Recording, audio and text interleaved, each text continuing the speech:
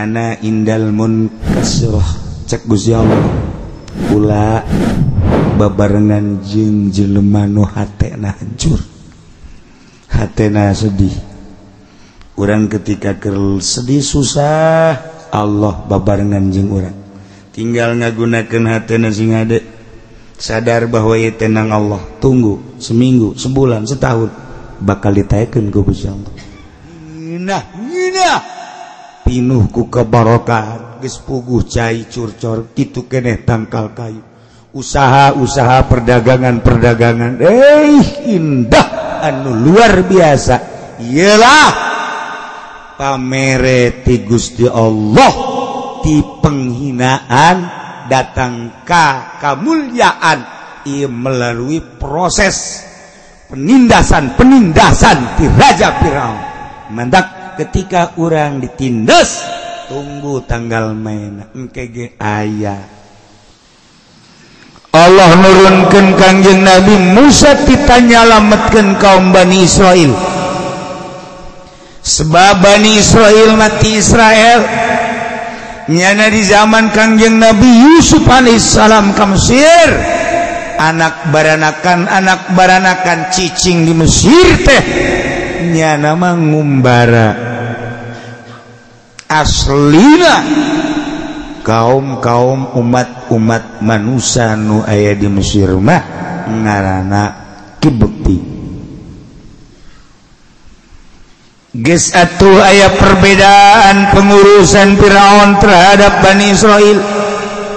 digawekeun sadaekna di arah tanagana dibayar mah henteu kitu keneh anak-anak lalakina dibunuh ketika lahir mun lalaki awewe diantep dagangna kudu lapor cokot upeti kitu keneh pertanian cokot upeti sangat biadab tindakan Firaun terhadap kaum Bani Israel Kangjeng Nabi Musa diturunkeun ku Gusti Allah titah nyalametkeun kaum Bani Israel titah dibawa ka ditu ka Israel supaya talalenteu ketika adu kekuatan Kangjeng Nabi Musa jeung Raja Firaun nu dimaksud Kangjeng Nabi Musa dek nyalametkeun kaum Firaun Raja Firaun ngumpulkeun pesihir-pesihir ternyata keok pesihir-pesihir Raja Firaun tetap Kangjeng Nabi Musa teu meunang mawa umat Bani Israel ka negara Israel ketika dibawa ku Kangjeng Nabi Musa ke Israel keluar ti negeri Mesir dibunuh mau tidak mau luar biasa penganiayaan manta Kangjeng Nabi Musa ngajanggikeun ka kaum Kangjeng Nabi Musa ieu ne kaum Bani Israel sakumaha nu kamari geus dijelaskeun Gusti Allah mere wayu ka Kangjeng Nabi Musa cek Kangjeng Nabi Musa rabbukum ayyuhlika aduwakum wa yastakhlifakum fil ardh fayanzura kaifa ta'malun wahai kaum Bani Israel harapan anu luar biasa ti pangeran urang yane Allah moal kebal deui engke musuh-musuh aranjeun yane Firaun beserta para penggawa-penggawana jeung kaumna bakal dirusak ku Gusti Allah ketika hancur kerajaan Firaun ieu teh bakal digantian ka kawasan teh ku aranjeun kabeh maka fayanzura kaifa ta'malun proses heula selama Allah ngajanggikeun bakal dijagikeun khalifah kaum-kaum Bani Israil di Mesir setelah hanyut setelah hengkang setelah hancur Firaun ieu horenganan melalui proses heula di dalam prosesna fayanzura kaifa ta'malun Allah bakal neuleuh selama proses kekuatan iman keyakinan kumaha coba pagawean anjeun selama menghadapi Raja Fir'aun anu sangat biadab. Geus dijanjikeun ku Gusti Allah Mesir bakal dicekal ku Bani Israel. Masya Allah. Pertarungan terus dilanjut ku Kangjeng Nabi Musa, tahap demi tahap, tahap demi tahap, sampaikan ka disiksa Raja Fir'aun. Umat Fir'aun teh disiksa, kaum Fir'aun teh ku berbagai siksa nu kamari geus dicaritakeun dina ayat farsalna alaihimut tufana wal jarad wal kummala waddafadi'a waddam ayatim mufassalat. Disiksa minta pertolongan ke Kangjeng Nabi Musa. Kangjeng Nabi Musa ngadoa, siksa hilang. Sebulan kemudian ditunggu sakuma perjanjian anak bakal iman, ternyata beki kancolah turun dari siksa tekuat yana disiksa, datang deui ka Kangjeng Nabi Musa. Kangjeng Nabi Musa ngadoa deui ka Gusti Allah, leungit deui siksa, tungguan deui perjanjian anu bakal iman da sabulan, ternyata lain iman, beuki kancolah turun deui siksa 5 kali kitu bae, terakhir tetep bae buah kawarahna deui. Numentak diabadikeun dina Al-Qur'an, ayat tinggal ayat orenganan kaumna ara diguna fastakbaru wa kanu qauman mujrimin. Sararombong ngadiguna gede hulu sakitu geus dijelaskeun ge. Doa Kangjeng Nabi Musa ayat anu sakitu jelasna lain iman endan nyangka Kangjeng Nabi Musa teh pesir anu luar biasa, ternyata horeng geus dijelaskeun ku Gusti Allah kaayaanna qaumam mujrimin, kaum manusia sangat biadab, sangat berdosa, teu percaya pangeran teh Allah, terpercaya bahwa Kangjeng Nabi Musa teh Rasulullah.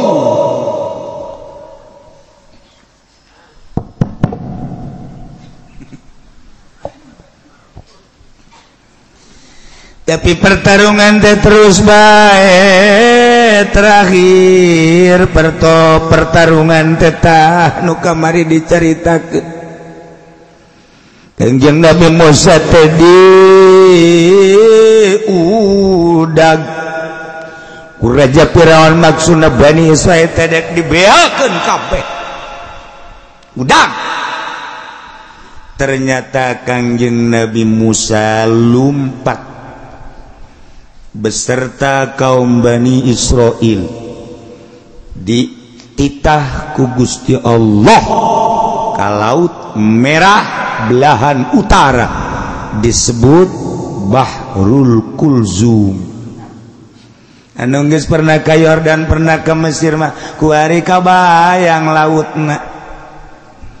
Anu can pernah ka Yordan, can pernah ke Mesir mah ngabayangkeun ge paling ge laut Kampung Melayu. Paling jagonya na Kamauk laut Tanjung Kait, bari meuli lauk melem lauk didinya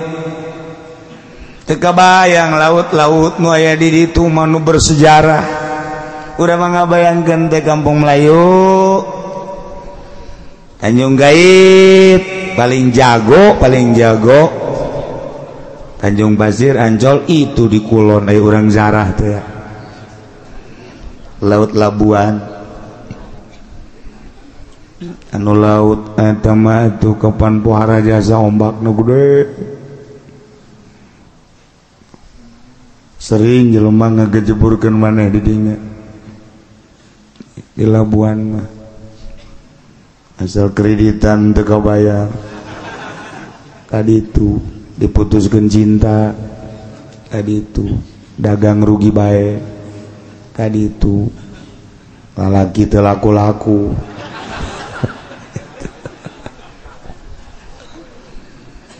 lamun urang geus ka Yordan kamari di Yordania naik kapal ke Mesir kebayang eta ambalayana tengah peuting di ka Mesir di ditu mah jalalawara eta di Yordan mah mariksa pisah teh ku geus terbiasa negara turis jadi babarieun jasa anak tampung tek tanda tangan sebutan hiji-hiji atau acaknya mun cara ngomong urang mah geus teh kudu disebutan ieu tah bagikeun ku sia tah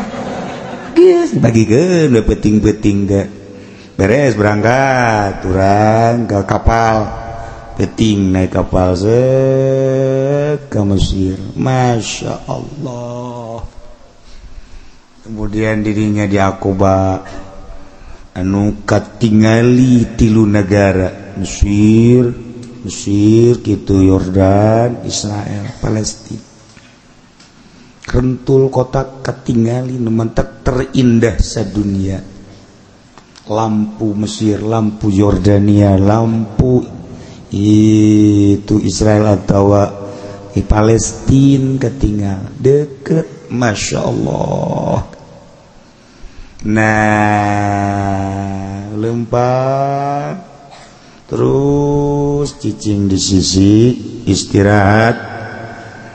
makan segala rupa etalah Laut Merah terus gobelah ditu ngaranna Kulzum ieu nu Kangjeng Nabi Musa diinstruksikeun ku Gusti Allah diudag ku Raja Firaun di Mesir ditah melah laut melalui tongkatna pepehkeun Musa tenggelkeun Musa eta tungkeun kana laut tungkeun pepehkeun bak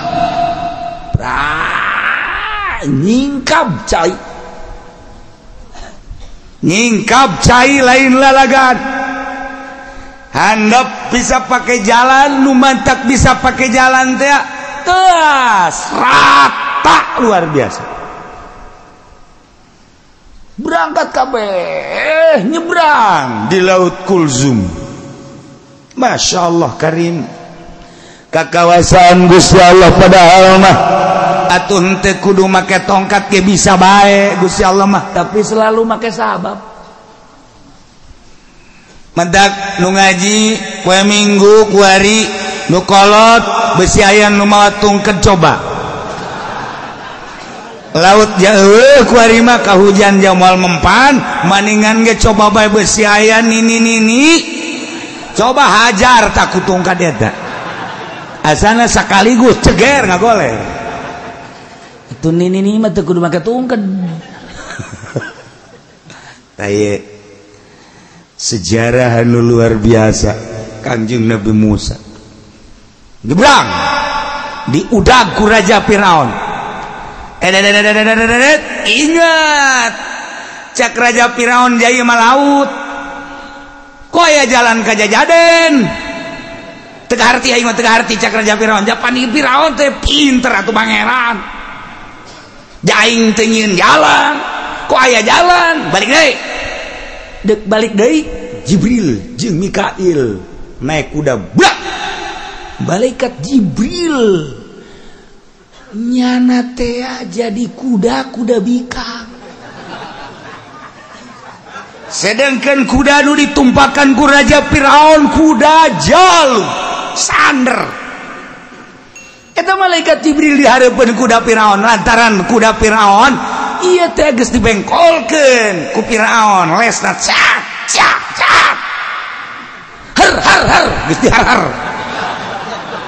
kuda kuari geus nyahoan har belok siap artina har biluk cak geran eta bahasa kuda eta nyana ge ngarti eta ku bahasa eta mah coba lamun ku urang di kieu-kieu hei kuda menggol teu ngarieun lain bahasa nyana tapi har jauh Nah begitu dek mengkol kuda jeg malaikat Jibril alaihissalam eta deui hebatnya sama malaikat Jibril buntutna ngacung aduh aya bae ngacung bobogaana di kitu-kitu sia nu di luar teh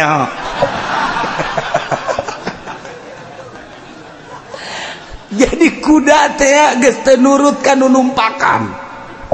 kuduna makan nurut ka nu numpakan diherkeun teh biluk ieu mah teu kuda teh nyongsrong neuleuh bobogaan kuda nu hareup lantaran cak jana meureun lain deui bayu kok model jadi kuda Firaun ngudag lain ngudag naon ngudag eta nu mantak jawarahan teman-teman teh mea ka Karawang ngudag eta hektaran beak ka Subang beak ka Cianjur beak eta sawah hektaran ojol jeung sawah mencong orang aya sejarahna waktu terus Firaun gregeteun goblok sia kuda tolol sia kuda ku aing diharher enahan ka dieu bae maju caknya itu saha di dihareup tolol jasa terus bae kuda kikian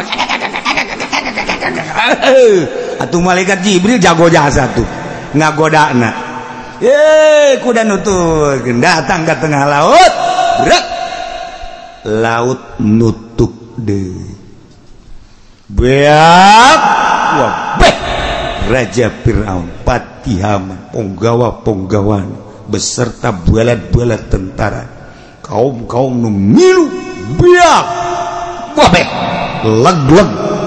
kucai selesai Raja Firaun beserta kaum sangat biadab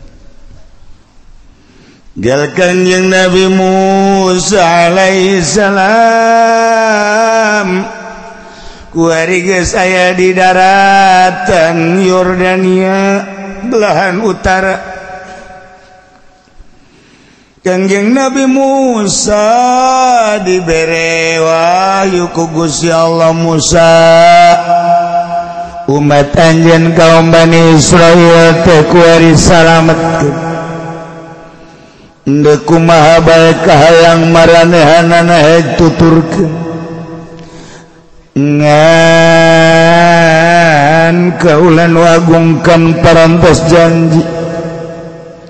sakumaha perjanjian nu kamari asarabukum ayulika duwakum wa yastakhlifakum fil ard engke bakal dirusak dihancurkeun musuh aranjeun ieu Firaun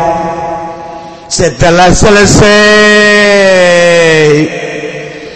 kerajaan Firaun tahta kekuasaanna geus bakal digantian ku aranjeun kabeh di muka bumi. Nah Musa saatna ayeuna umat anjeun teh bakal ngagantian kerajaan di Mesir. Masya Allah. Jadi kuarima kerajaan Firaun teh bakal dialihkeun ka kawasanana nu tadina Firaun beserta kaum Kipti kuarima bakal dicekelna ku kaum Bani Israil. Sebab Firaunna Hamana tentara-tentara ludes kabeh tinggal kaum-kaum nanu nyesa nu teu milu ngudag Kangjeng Nabi Musa alaihis. Masya Allah pohara amat. Mentak Kangjeng Gusti Allah mah di mana janji teh jamual jalur lain cara urang, lain cara calon nu geus terkenal bonen. Ditagih rebo, ditagih di ke Senen, tagih di rebo, ke ditagih di Senen jadi bonen. Terkenal di Cibadak aya gang bonen. Gusti Allah ngajanjikeun melalui lisan Kanjeng Nabi Musa bakal hancur Firaun digantian selama eta horeng make proses penuh dengan kasabaran. Lamun ku urang ditaliti kahirupan sapope urang ge kitu. Urang dijanjikeun bakal sugih make proses. Dijanjikeun bakal jadi kiai make proses. Dijanjikeun bakal jadi wali make proses. Eueuh nu ujug-ujug jadi kiai, eueuh nu ujug-ujug jadi wali. Eueuh nu ujug-ujug sugih tetep make proses. Payanzuru kaifa ta'malun. Perjanjian Allah bakal dideuleuh selama ngalestarikeun janji waktu perjanjian dideuleuh heula proses-proses. Kitu bae terus. Ngan urang mah nu nerangkeun kahiji, nomor kadua mata hate urang na poek. Nomor katiluna urangna kagoda. Pilkada, pilgub, pilpres kagoda kuno kitu. Sebenarnya mah atuh sakabehna rasul ge mukalamah jeung Gusti Allah melalui wahyu-wahyuna. Kangjeng Nabi Musa digerokeun ku Gusti Allah. Kita mukalamah jeung Gusti Allah. Emang Kangjeng Nabi Musa digerokeun ku Allah cara urang. Musa ka dieu. Lain kitu, teh urang Kendal. Musa ka dieu ge. Orang Kendal, orang Putat, itu, orang Cilongok kan tetep, Cilongok hebat, Musa kadir, Cilongok,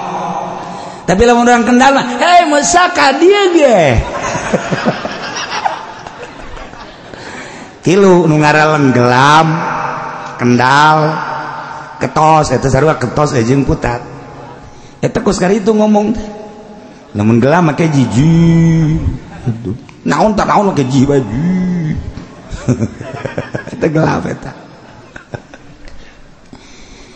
ji jantu eta kos gituan eta di gelap mah ih jantu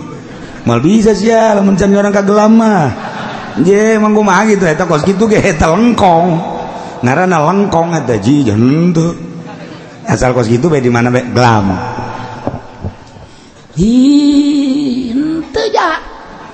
Ketos iya itu kalau banyak sebenarnya tetangga hendaknya asup ke Cilongok hari Senin sebab Cilongok mah hebat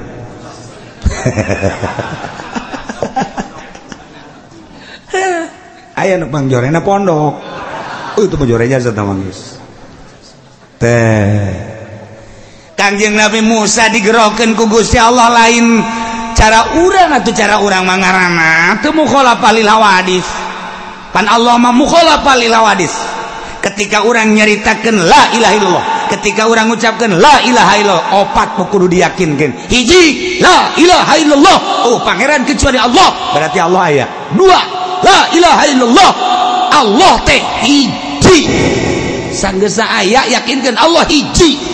dua tilu la ilaha illallah nomor katilu la ilaha illallah yakinkeun Allah teh teu aya nu nyarupaan nomor kaopat yakinkeun la ilaha illallah salian Allah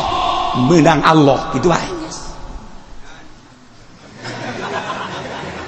la ilaha illallah teh sambarang wow ieu mun rekat teh nyomakna illallah cauna koneng gede illallah cauna rada letik la ilaha illallah tolong tahu tarekat bloon tamu kos Haji Pendi Kipu Doli ngariung gak kos gitu teh sebareres eta la ilaha illallah jadi mantep kan urang nah Kangjeng Nabi Musa digerokeun ku Gusti Allah mukhalafah lil hawadits carana kumaha ketika babarengan Kangjeng Nabi Musa jeung pamajikanana lewat Gunung Tursina Gusti Allah ningalikeun seuneu di luhur Gunung Tursina ka Kangjeng Nabi Musa alaihissalam cukup sakitu ge berarti kan eta teh ngagerokeun nu mantak teh Kangjeng Nabi Musa qala li ahlihi umkusu makanakum cicing di dieu inni anastu nara kaulah neuleuseun pangdeuleu Kangjeng Nabi Musa seuna kumata ieu kadeleuna seuna ku di dieu kadeleuna cahaya kusir kadenge ieu teh Gusti Allah eta panggero Gusti Allah langsung cicing pamajikanana nyanggakeun mangga kakak aya digerokeun mah ku Gusti Allah kula deuk di dieu geus nungguan wajan teh kumaha ge kula nu Allah bumi nu Allah panita Allah rela kula mah asana tiis ka jero hate teh buka pemajikan kos gitu gina biasa ya Allah coba pemajikan dewek pemajikan sia tengah peti ya coba yuk Masya Allah pemajikan Kangjeng Nabi mah pemajikan Rasul mah gitu Siti Hajar jeung Kangjeng Nabi Ibrahim alaihissalam instruksikeun ku Gusti Allah tidak ke Mekah gede beuteung nu aya di jero beuteungna Kangjeng Nabi Ismail datang ke Mekah langsung nyieun tina tanggal korma tek supaya ulah kapanasan ulah kahujanan beres cek Gusti Allah Ibrahim pulang deui ka Syria ka ditu tinggalkeun pemajikan anjeun tinggalkeun neng kakak titah balik deui ka ditu ka Syria bener titah ku Gusti mohon lamun ieu titah ku Gusti bumi nu Gusti kakak nu Gusti kula nu Gusti tadina ge eueuh diayakeun ku Gusti ulah ulah naon gitu ngaranna wah ulah bingung ulah cangcaya laksanakeun perintah Gusti kula ge di dieu ngalaksanakeun perintah Gusti nyanggakeun mangga urang sarua tawakal ka Gusti Allah Kangjeng Nabi Ibrahim kan ngeunaheun hatena berangkat ka Syam pamajikanna Siti Hajar ditinggalkeun gede beuteung teu mikiran kumaha ngalahir saha bidana saha dukura teu Allah kurang lamun ka pamajikan gitu asana geus moal kuru awak moal ieu mah ngalang layung sugih ku sugih na ngalang layung biasa mikiran pamajikan kakak deui ka mana ngariung kalah tu pan ieu pagawean kakak sia mah di pagawean kakak ieu beuteung nang saha ulah ditinggalkeun gulang ke kumaha lamun mules tengah peuting eueuh deui panyalindungan iwal ti kakak ulah ka mamana kalah gula mah teu ridho jasa eta pan eungap urang nek ngariung bae teu meunang eungap jasa eta kan teu ngeunah coba lamun kieu mah deuk ka mana kak eta teh tetangga nu kamotan tahlil kak ka ditu ade ge jadi seorang lah tu seorang jaya Allah mantep ngeunaheun azan kana hate mantep biasa kumaha lamun neng karasa beuteung tenang bae kalah geus pokona kumaha teh kumaha ge gaya Allah ieu ke pertolongan Allah datang deuh amis asana urang ngariung ngeunaheun ngarokok ngobrol tenang we bandi ditu ngomong doa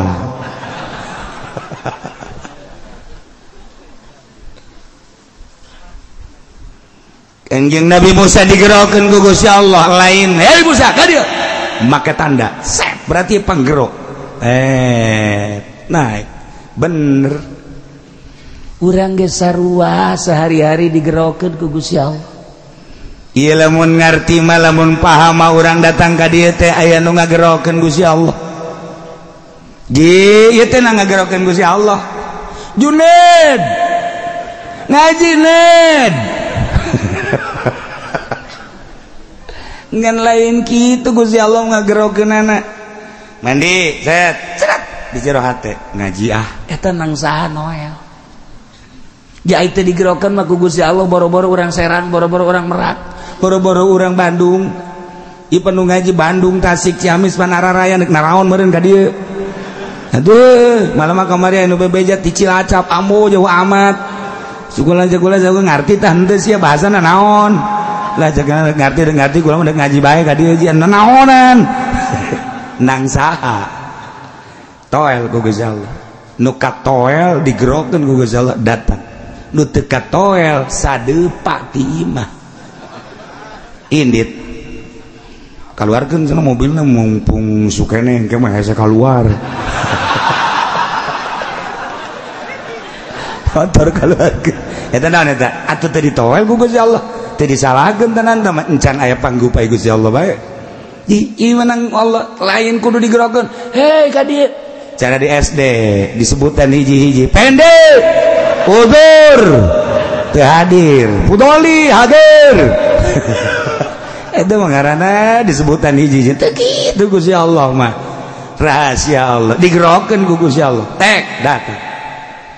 ternyata horenganan dek di hujanan kuat ente sia eta mah kaditu mangke lamun ngaji hakikat ieu mah keur carita bayangan Kangjeng Nabi Musa digerokeun melalui seuneu Kangjeng Nabi urang digerokeun ka gunung Muhammad mun dijabarkeun ka dieu ka luhur gunung di dieu maneh nu bakal dibere wahyu ku aing cang Allah ka dieu ngan cicing heula di dieu menang saha eta kituna ngagerokeun Gusti Allah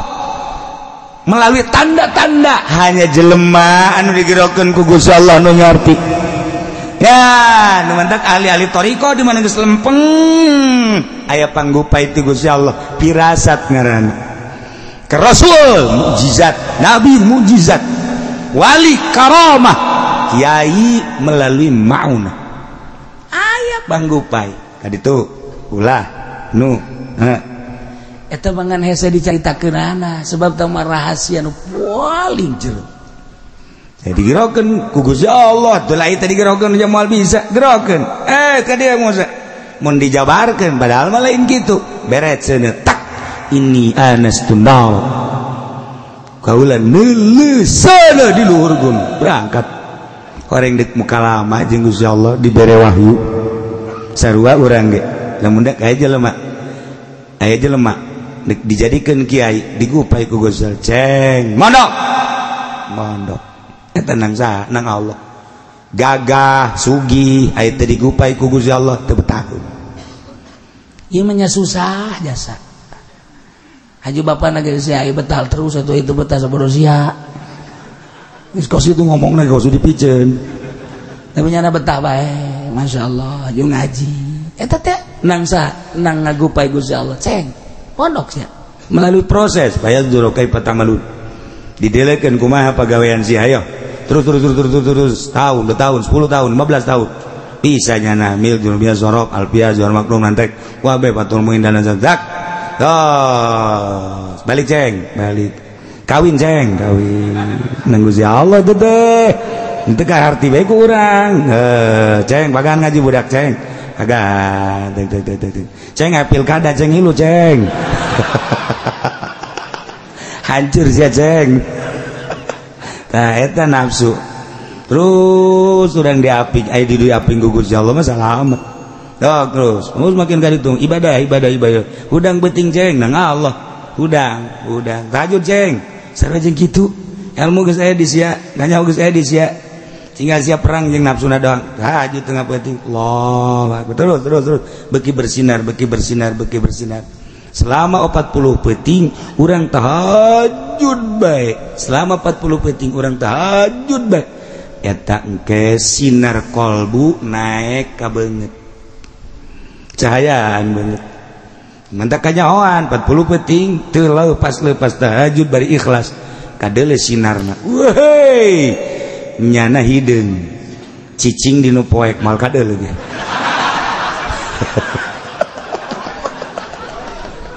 tapi sinaran beda sinaran masyaallah nah ila Kangjeng Nabi Musa panjang orang menyaritakeun kos kitu seluruh rasul digerokeun ku Gusti Allah melalui tanda-tanda sabab ngaran termasuk Kangjeng Nabi Musa Kangjeng Nabi Isa Kangjeng Nabi urang wali-wali Allah kunaon sih datang-datang seret hayang ka anu teh nang ngagerokeun Allah ka anu teh sorangan sia oh kapanggih sesuatu anu batur teh nyahoeun udang sia udang eta teh setelah proses mungkin 10 tahun 5 7 10 nah wudu mandi wudu lanjut oh dik dibere anu teh eta rahasia Allah nah ieu mah Kangjeng Nabi Musa beserta kaumna ndek ngalestarikeun janji ti Gusti Allah. Allah nyalametkeun Bani Israil dipimpin ku Kangjeng Nabi Musa. Tidinya Kangjeng Nabi Musa tita ngabejaan ka kaum, kaum Bani Israil, gerak kaditu ka Mesir kuari mah tuh Mesir teh gerak urus raja jeung patihna geus teu aya, balad-balad tentarana geus teu aya, kaum-kaumna anu marilu jeung Raja Firaun geus kuari gerak persiapkeun jang raja, gerak persiapkeun jang patih, gerak persiapkeun jang sian keraton Mesir. Ya Allah, numantak Gusti Allah wa awrasnal qaumal ladzina kanu yustad'afun. Wallahu a'lamu bimaradi wa awrasna, kami doa agung geus ngawariskeun Musa ka kenal kaum maka kaum alladzina kanu yustad'afun, nyata jelema-jelema anu dihinakeun dijadikeun abid baheula teh ku Raja Firaun, yakni wa Bani Israil, orang-orang Bani Israil. Cak Gusti Allah, aurasna kami ngawariskeun Musa kakeun ka Bani Israil masyariqal ardi wa magharibaha, wetan bumi kulon bumi, timur jeung barat, allati barakna fiha, nuku kami dibarokahkeun, pinuh ku kabarakahan bil ma'i wasyajar, cai sing kolocor, bangawan nilanu luar biasa caina, herang pohara laukna katingali, semua amis caina, wasyajar itu keneh tatangkalan, tangkal zaitun, tangkal korma, tangkal kacang, berbagai tatangkalan pinuh ku kebarakahan masyariqal ardi wa magharibaha, Mesir wa hiya Syam, berikut Syam, Syria, Damaskus. Tok gerak tah jang maneh tuh cek Kangjeng Nabi Musa, kaum kuari mah geus dipersilakeun ku Gusti Allah tina kakawasaan Firaun, baheula kuari ku urang digantian. Mesir geus puguh, Yordan geus puguh, Kuwait berikut ka belah dituna terus Syria, Syam, masyariqal ardi wa magharibaha, kabeh dipersilahkan sok urus. Ya Allah ya Rabbi, diurus sangeunah-ngeunahna jeung saindah-indahna diurus ku Bani Israil, anu tatarina urang Bani Israil teh hirup anu diperbudak kuari kakarak menangkak kalaluasaan, pertanian dibebaskan, perdagangan dibebaskan, berikut segala rupa dibebaskan, pengurusan anak dinginah-nginah, pinuh ku kebarokahan, geus puguh cai curcor, kitu keneh tangkal kayu, usaha-usaha perdagangan indah anu luar biasa. Iyalah pamere ti Gusti Allah, ti penghinaan datang ka kemuliaan, ia melalui proses penindasan ti Raja Firaun. Mandak ketika orang ditindas, tunggu tanggal main engke aya. Mandak Bunawas mah beda, lamun naik sepeda turun jerik, Bunawas mana jerik bakal nanjak, namun nya nama nanjak seserian, hahaha Bunawas nanjak seseri bakal turun gitu Bunawas. orang malah lain lamun keur turun huhahaha teu nyaho hareng nanjak mun keur boga duit beuh awak sehat duit loba kendaraan aya pemajikan sehat ayo orang ke Bali ayo ka ditu ayo eta ngaranna keur turun hahaha sakedeung deui deleukeun sia mobil tabrakan duit aya nu maling pemajikan gering ayo sia nyanana darah tinggi atuh nanya dah duadak ana indal munkasirah cek Gusti Allah kula babarengan jeung jelema nu hatena hancur hatena sedih urang ketika keur sedih susah Allah babarengan jeung urang tinggal ngagunakeun hatena sing ade sadar bahwa ieu tenang Allah tunggu seminggu sebulan setahun bakal ditaekeun ku Gusti Allah jelema di pondok mun kasirah duit saya pakaian saya anggal ge beuh hiji kud limaan geus kitu bae di pondok mah geus nya sorangan malasak sorangan dan lain-lain sebagainya sorangan serba sorangan mun kasirah lain teu bisaeun nya gaul jeung batur lain teu bisaeun nya ulin fasilitas ala kadar motor bae mah jaya di imahna bergaul jeung babaturan aya tapi nya mengasingkan diri keur mun kasirah ka Allah dibarengan ku Gusti Allah tunggu ceng sakedeung deui sia ayo ana indal mun kasir numadak dihina keur di pondokna mah kos lain jelema pajari riwa lamun balik mah eta si budak saha si Junaid emang jelema teh naon emang kunaon gitu ih teu kos gitu amatnya kabeh ngahina masyarakat ngahina pemuda ngahina komo awewe malah mun ditanya sadaya ka eta naon gitu atuh geus luar biasa jore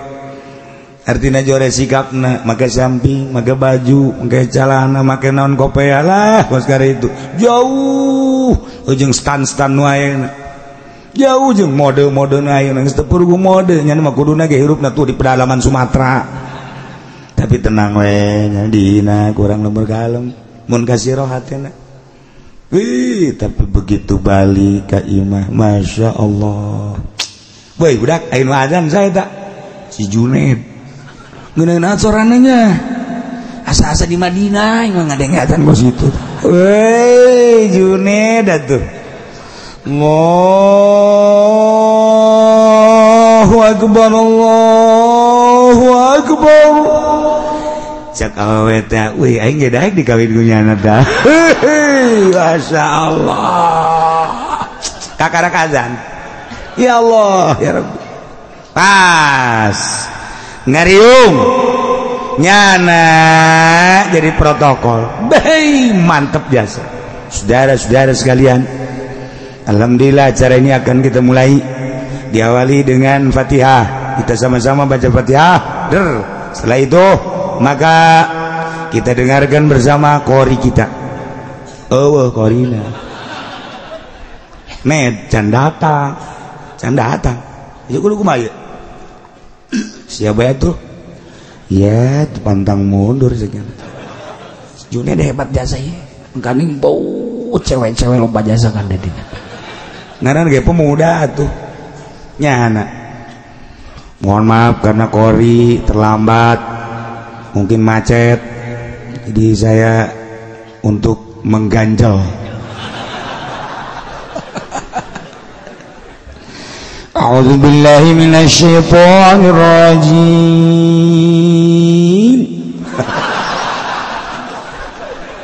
ada lain deui si Junaid jadi kieu hebat si Junaid Bismillahirrahmanirrahim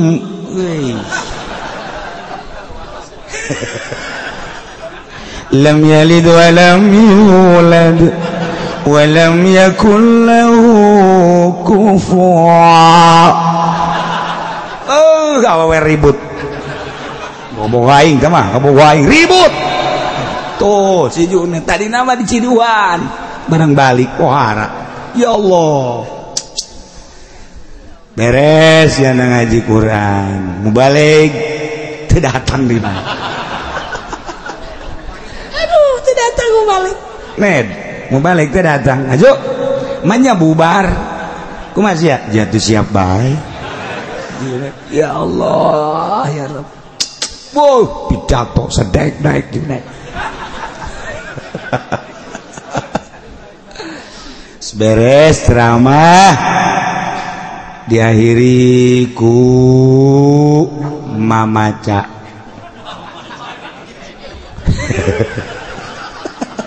Ned acara ieu jadi jam 7 bulan masuk mamaca sia aku maju atuh siap beuh teu sepira mamaca ayo bae segala rupa gaena siap sia bisa tuh eta lagam ya tuh kumangke bae aing mah leuh mustamena we mustamena teu nyaona naon atuh malah nyalahkeun kecuali mustamena palinter ayo guys Bismillahirrahmanirrahim ngawitan itu sih paling mamaca tah mah bisaan ya teh Junet bu nu tatarina badina kos kitu piwalieun mah serba bisa ya Allah isukna si Junet kita maca rawi ya riipis rawi pondok sapopoe maca rawi mah al jannatu wa na'imu asadun liman yusalli wa yusallim wa yubariku alaih SMP lain SMA lain soreng sanawiyah wah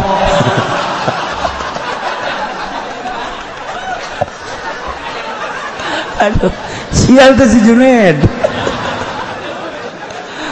nah emang gitu digerokeun gugus sama mandok ceng mandok ngaji ceng ngaji nu mantak kaheureyan kaulinan di pondok jadi ilmu kabeh lalagaan kokorian segala di pondok jadi ilmu emang kos gitu di pondok mah mun nyarita Gus Dur mondokna emang bener jante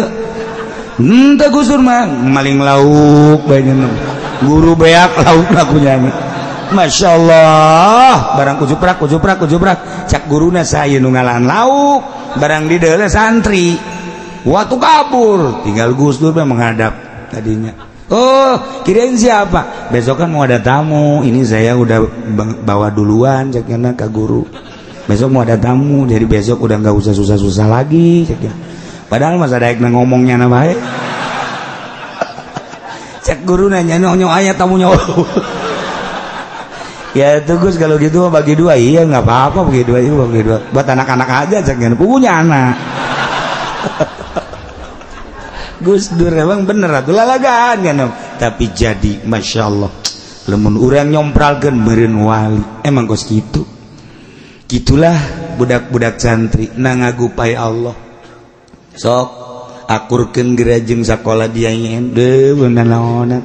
kudu serba duit bae santri mentaya ceng ieu maot teu sanu ngurusan kula mahnya anu mandian set heuh ceng jalain kitu mandian kaluaran anyar beres boleh emang aya ngaji hujan kieu Masya Allah nah ialah kuai kaum Bani Israel mimpin negara Mesir ti Mesir tepikeun ka Syam ya Allah allati barakna fi pinuku kabarakan sumur mahmur loh jinawi Allah karim oh harap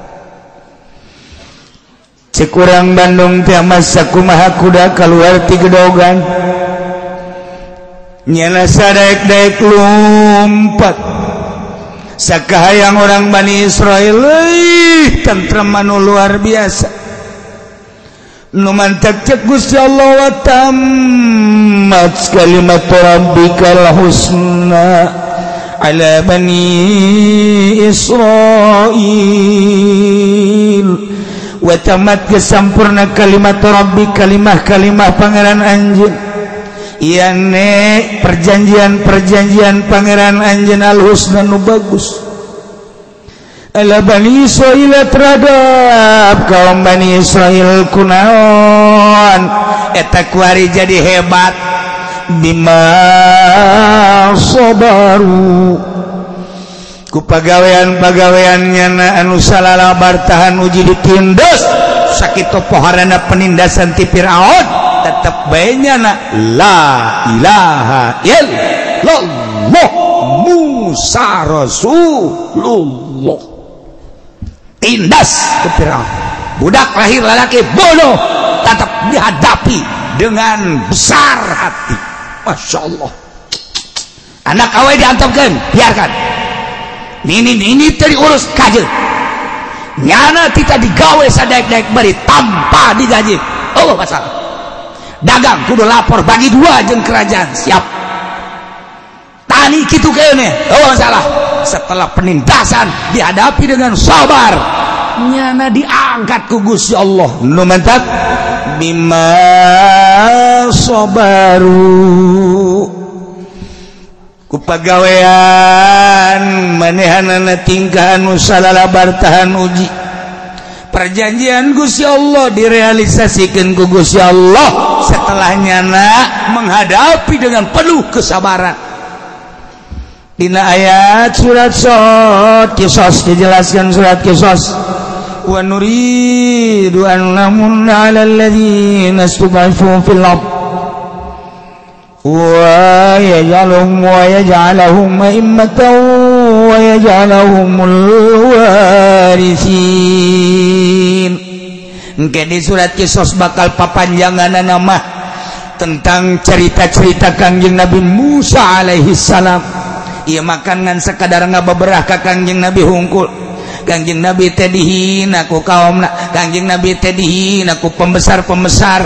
Kangjeng Nabi teh dicaci maki ku pembesar-pembesar Mekah. Dibere contoh Kangjeng Nabi ku Gusti Allah, ulah prihatin, ulah sedih Muhammad lain anjeun bae dek negakeun agama dakwah fisabilillah. Deuleu kaum-kaum nu baheula, deuleu rasul-rasul nu baheula can sakumaha anjeun mah Muhammad. Sok urang dongengkeun ye Musa didongengkeun ku Gusti Allah. Ternyata tenang Kangjeng Nabi.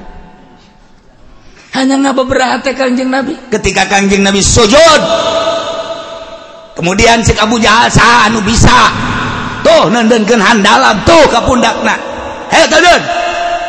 Masya Allah ditendeun ka dinya ku salah seorang pemuda blek Kangjeng Nabi keur sujud teu bisa udah. Jeroan onta diasupkeun kana karung, mata tukang karung teu beres eta tah. Tendeunkeun ka dinya. Dat.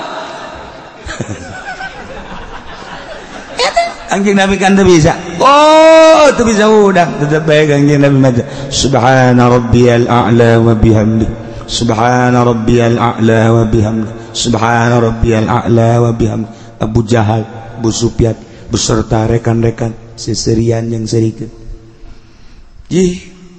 Terus anu ngabejaan ka situ Fatimah ulah cicingin emang tuh deuleu bapa maneh di masjid teu bisa udang. Kunaon emang? Tuh deuleu kodinya bener bae. Cat dialaan ku Siti Fatimah dicabut karang. Rabbi firli warhamni wafat. Coba Siti Fatimah nyarekanan ka ditu. Seserian kabeh sapira Fatimah tuh. Coba urang macan sakumaha kakarak dek magahan ngaji nu daratang mah ulah kamarah.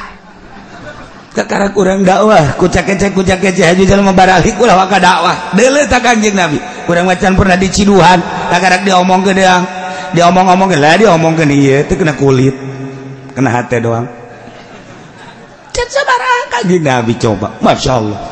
Geus beres di dieu balik diciduhan deui. Muhammad. Masya Allah. Ketika Kangjeng Nabi berangkat ka salah seorang jelema anu buang ka wareh. Kangjeng Nabi naik himar, kocek-kocek maksudna dek dakwah ka Imam Abu Sufyan. Begitu datang ke hadapan Imam Abu Sufyan, kumaha emang Kangjeng Nabi? Dihormat lain. Turun Muhammad, cangcang ka himar. Cangcang. Aju kumaha? Cek Abu Sufyan teh ambe maneh jeung ambe himar bauan maneh Muhammad. Coba eta kan bahasa lain lalaga. Kangjeng Nabi biasa bae. Sekedar ngajak ke Allah. Urang can sakumaha urang mah tuh. Kakarak ngariung dari bare berkat bae ge ku ceurik. Ya. Os kitu mah can jadi kiai apa tuh lamun diondang dianterkeun teu hujan gede berkat eueuh nu ngongkosan eueuh kakarak eta kiai nu kos kitu ieu mah masukana di agung-agung ya pedaletik doang meureun gitu pod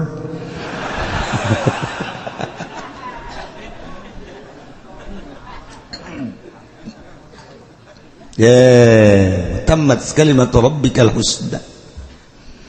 ila surat kisah sekapan dijelaskan wa nuridu kaulan wa agung ngarepkeun namun kana yang merenugraha ala ladzina sudifu ka jelema-jelema anu dihinakeun dijadikeun abid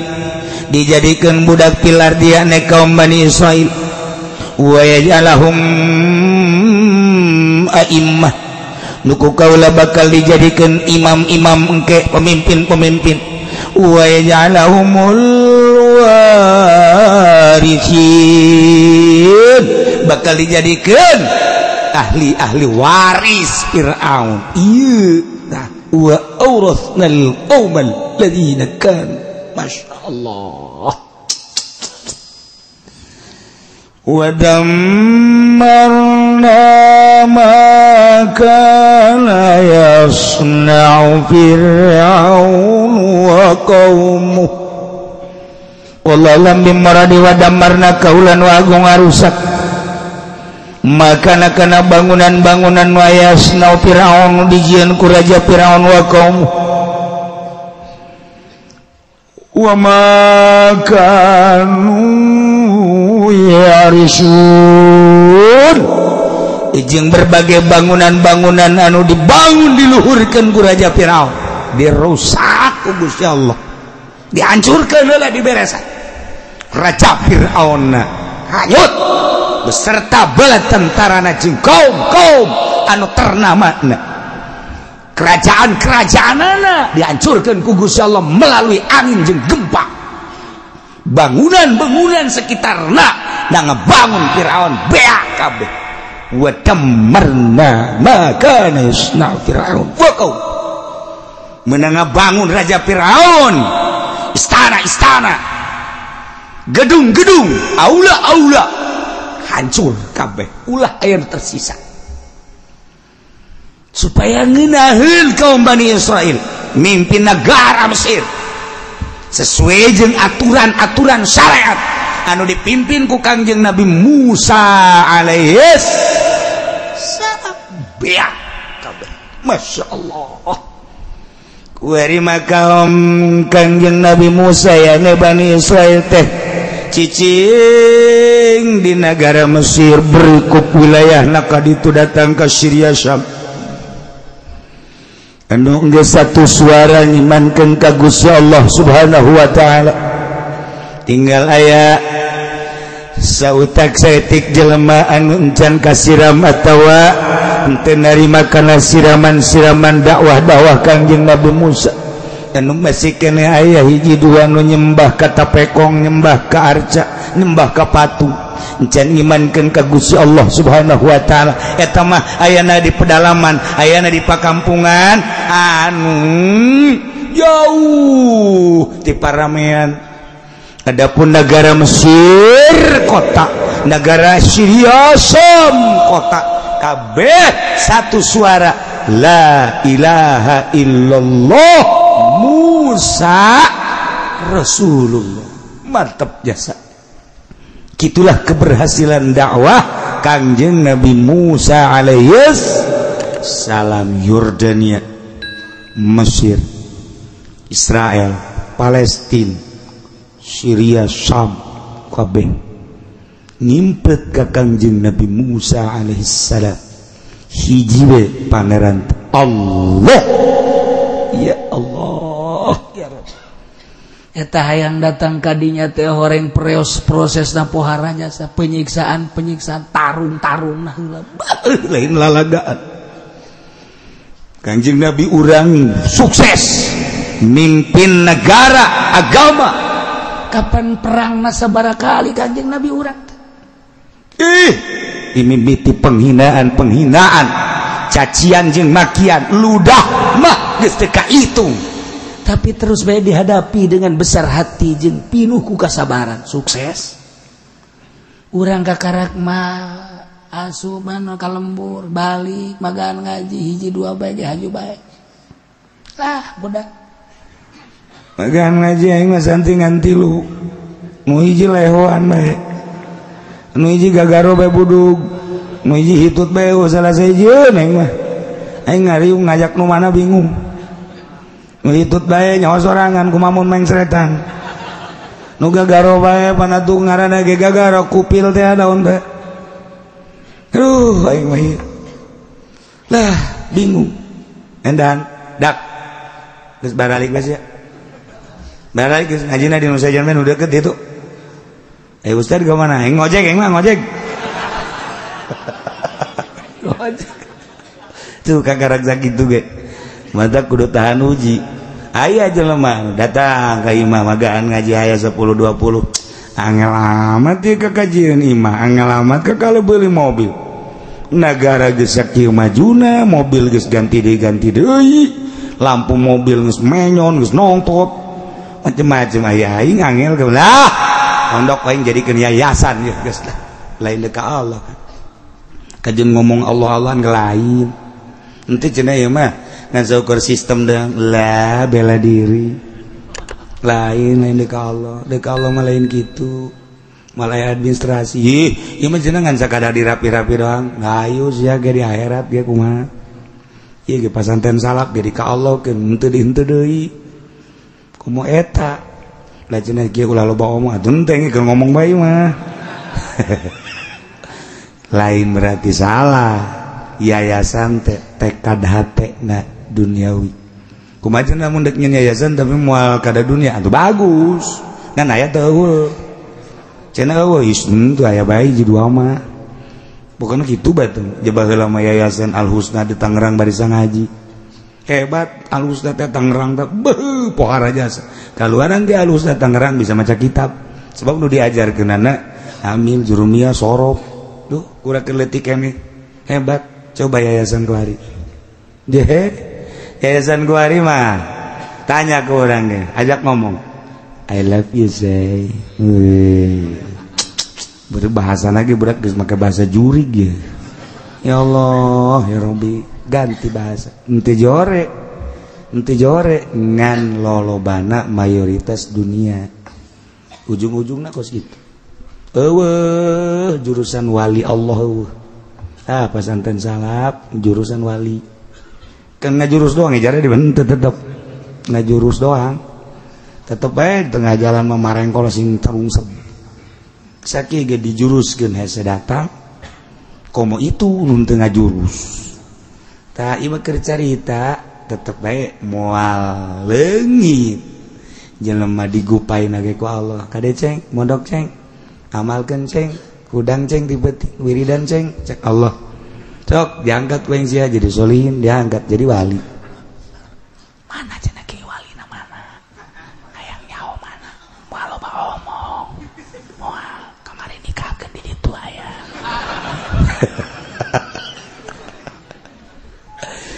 tah jadi ieu janji Allah ayat anu tadi asa rabbukum jeung ayat engke dina surah Qisas wa nuri annamunna kuari geus terbukti kaum Bani Israel nyicingan di Mesir kuari mimpin Mesir inggal ngalalakon deui tentang kaum-kaum Bani Israel anu teu tahan uji di antara kaum Bani Israel teh oranganan sangkilang dikekele ku Kangjeng Nabi Musa dibere tauhid ka Allah terus bae teureun-eureun oranganan kersaning Gusti aya sebagian kaum anu kaluar ti agama Islam masyaallah sakitu geus teh mana coba wajawazna bi bani Israil al-bahr wallahu alam bisawab.